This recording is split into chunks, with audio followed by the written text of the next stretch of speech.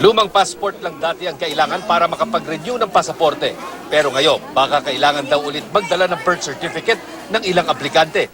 Ayon kay DFA Assistant Secretary Elmer Cato, ang mga kailangan magsumitin nito ay yung mga magpaparenew ng lumang passport na machine-readable ready at machine-readable passport. Hindi kasama ang mga may e-passport na inilabas pagkatapos ng 2009. Kaya naman dismayado ang marami, lalo't malinaw naman daw ang utos ni Pangulong Duterte na ayaw nito ng mahabang proseso sa mga ganitong application sa gobyerno. Imbis na pasok mo na lang yung old passport mo, ngayon pupunta pa kailangan ng PSA. Pinaliwanag ni Foreign Affairs Secretary Teddy Boy Locsin sa Twitter post niya kung bakit kailangan ulit ng birth certificate kung magre-renew lang ng passport. Tinangay daw kasi ng dating kontraktor ang data o impormasyon ng mga nag-apply ng pasaporte noon nang mairita dahil pumasok sa ibang kontrata ang DFA para rin sa pag-imprenta ng pasaporte. Ilan sa mga nakapaloob sa datang tinangay umano ng kontraktor ang pangalan, address, petsa at lugar ng kapanganakan at pangalan ng mga magulang ng aplikante. Sinisi ni Locsin sa panahon ni dating Pangulong Noynoy Aquino nang pumasok sa kontrata ang gobyerno sa Apo Production Unit Incorporated, isang government-controlled corporation na nasa ilalim ng Presidential Communications Office o PCO para sa pag-imprenta ng mga pasaporte. Isa sa kondisyon ay hindi raw pwedeng mag-subcontract ang Apo sa isang pribadong kumpanya para mag-imprenta ng passport.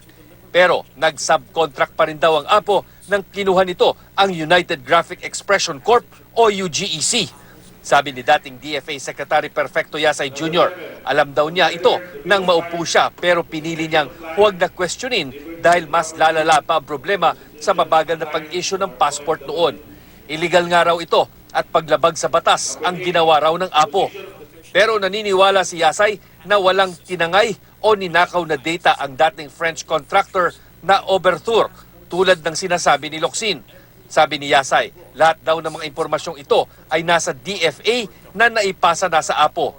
Ayon kay Michael Dalumpines, ang chairman ng Apo, nasa kanila ang lahat ng impormasyon at data ng mga may e-passport na. Yung ginagawa ngayon ng Apo, is the e-passport. Kung ano lang yung ipinasa sa amin ng Central Bank, yun lang yung nasa amin.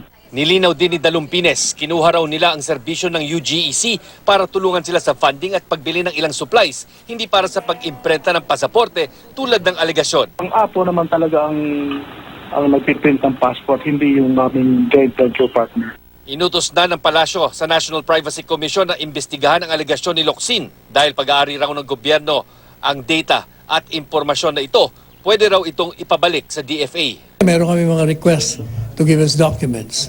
So, independently, we will conduct our own probe. Your office? Yes. The Chief Legal Yes. Counsel? Can the government compel it to release the data because it belongs to the Well, state? certainly, the data belongs to this government. Maglalabas po kami ng imbitasyon dito po sa Department of Foreign Affairs para imbitahan ho namin sila upang liwanagin itong bagay na ito. Sa nagulat po tayo sa mga revelasyon ni Secretary Locsin at kinoconsider ho natin seryoso ho itong mga usaping ito. Ayon sa isang cybercrime law expert, hindi pwedeng magkaroon ng data breach. Imposible raw kasing walang kopya ng mga datos na ito ang DFA. Huwag tayo mag-panic. Wala pa akong evidence na merong talagang data privacy violation na nangyayari. Pero at nag-iimbestiga naman yung NPC, so at least meron ng government agency na nagbabantay rin. Chino Gaston, Nakatutok, 24 Oras.